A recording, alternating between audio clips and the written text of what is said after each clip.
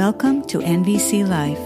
I'm Rachelle Lamb, veteran NVC trainer and relationship coach, helping listeners navigate interpersonal conflict and ground more deeply into relational living.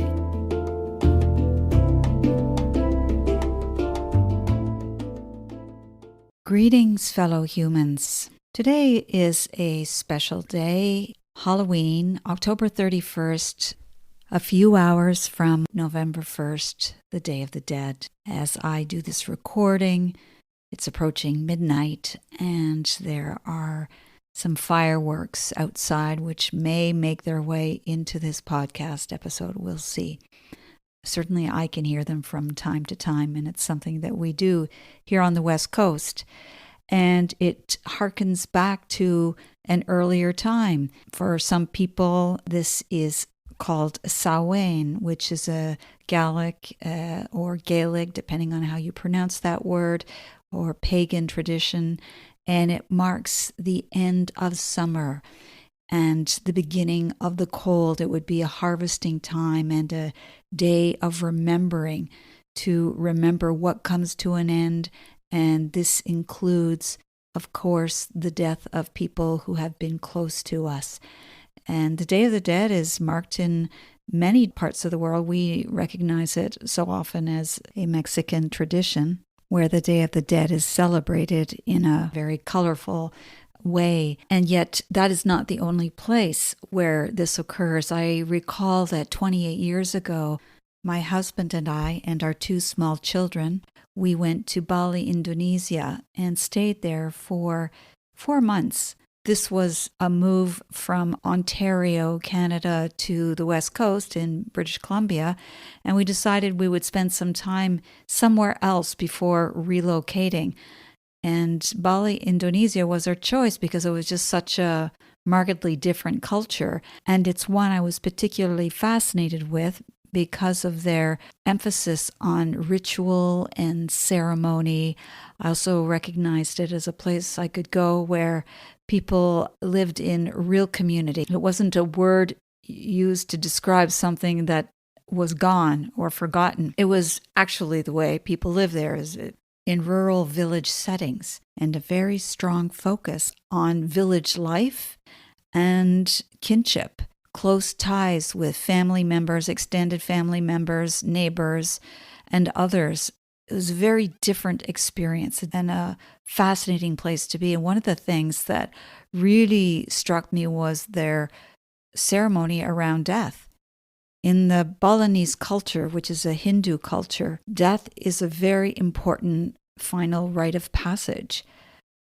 And it's a ceremony that begins with the placing of the body inside a big white paper mache type bowl, and it is placed in a kind of a tower that is carried from one spot of the village through the streets of Bali. In this case, it was Ubud, which is a cultural center of Bali, and it would be carried through those streets by, I would say probably at least 30, usually Balinese men. Everyone was wearing Balinese ceremonial clothing, very colorful, a lot of white, a lot of yellows, marigold colors with reds, and very beautiful, ornate designs and textiles. There was the sound of the gamelan, which would announce the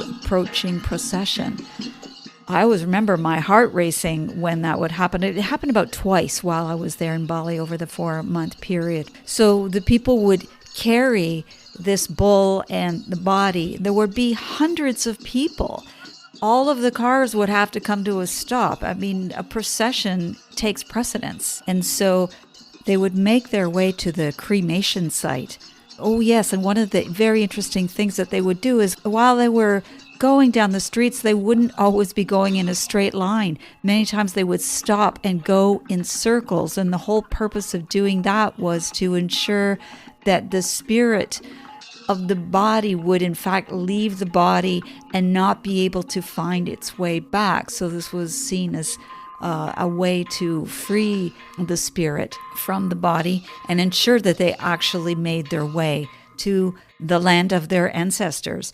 And in Bali, there are shrines in so many places where offerings are laid down. They're on lush banana leaves with little bits of saffron-colored rice and beautiful flowers and incense that is burning.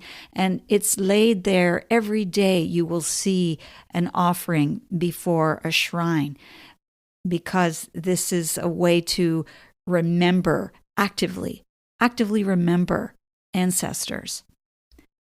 This is such a sharp contrast to death practices in the Western world, or certainly in the part of the world where I live. I would have to go quite far back in my lineage to find something like that, and it would most likely be in the Irish tradition of the Irish wake and the Irish funeral. But it's something that does not exist where I am here now today. And certainly there are no shrines in my neighborhood where I can be regularly reminded of my ancestry or of those who came before me and the importance of remembering them actively. But that doesn't exist. It's up to me as an individual to remember, and it doesn't happen in the collective, which I think is unfortunate. Grieving together in community and remembering our dead in community is a very rare occurrence. It's important for me to acknowledge at this point that when I'm saying I and we, I am referring to those who, like me, are of European descent.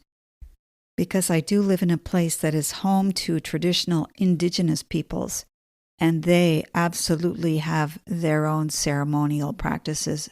So I am right now speaking about the poverty of people like me of European descent who arrived here on this land without practices and traditions that they have maintained.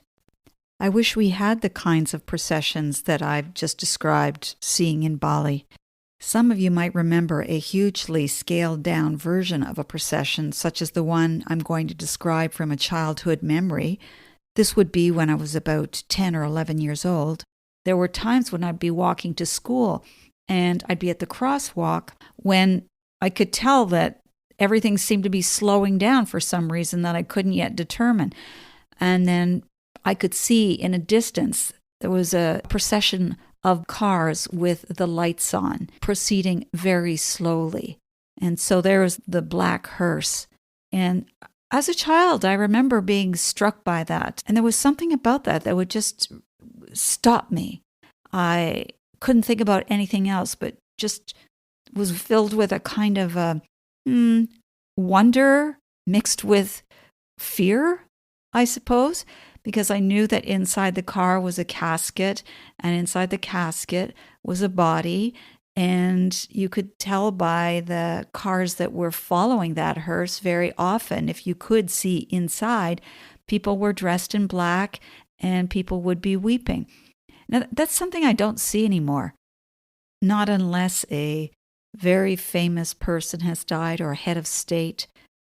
It's just a very rare thing to see. But one of the benefits, I believe, of seeing that is that it makes a person stop and take stock of their life, reevaluate, reprioritize, remember the much bigger world and mystery to which we belong. And without that, I think there's a great risk of people proceeding without really attending to what the proper priorities are. That's a thought that I have on that, but it's always stuck with me. And so these types of ceremonies that are intended to help us to remember our dead and as such to be enormously grateful for life, the two go hand in hand. And here we are on this day. And so I'm hoping that you have some way of remembering your dead, that you have a ritual something that you do. And it could be as simple as just laying a plate of food out, or thinking of someone special that you love who is no longer with us, and you prepare their favorite cake or a special drink for them, and you raise your glass and toast them. I wrote this poem several years ago, and I wrote it for my ancestors and for your ancestors. Today, they said, don't forget us. We once stood where you stand. We once ate and drank like you. We once ached in our hearts for love, wondering how things would turn out. Don't put us in cardboard shoeboxes, high up in the cupboard to gather dust, with the year penciled on the back, 1937, 1942, quietly fading in the dark. You wonder where you will go when you slip over to the other side. You say you're not afraid, and that the light will gather you in. We get lonely just like you. We see you sometimes despairing, alone, and we see you raising your cups, toasting your plentiful lives. You don't speak about us much, except in therapy as hungry ghosts, the ones you need to cut ties from, lest you lose the chance to self-actualize. Aye, but the past is careening toward you. The compass they gave you is faulty. The dead have a pact with the living, and every meal is rich with story. Please invite us to your feast tables, for you sailed into this world on our labors, even if you think we committed wrongs. Your beating heart is proof of our kinship. These days are hard enough on all of us. Would that this plea rising up from the soil and calling down from the crackling Milky Way make its way to your ears and hearts. Please remember us well and often. In nonviolent communication, mourning is recognized as being a very important need. And yet I'm not sure how often we do it. And here I'm speaking about mourning, not simply for our own personal reasons, but to connect with everything that has preceded us so that our lives are made possible. May you be well, and may your ancestors be well. Thank you for tuning into NVC Life. For future episodes, be sure to subscribe on iTunes, Spotify, or YouTube. For free resources or to book a private session with me, head over to RachelleLamb.com. Until the next time, stay sane, grateful, and generous.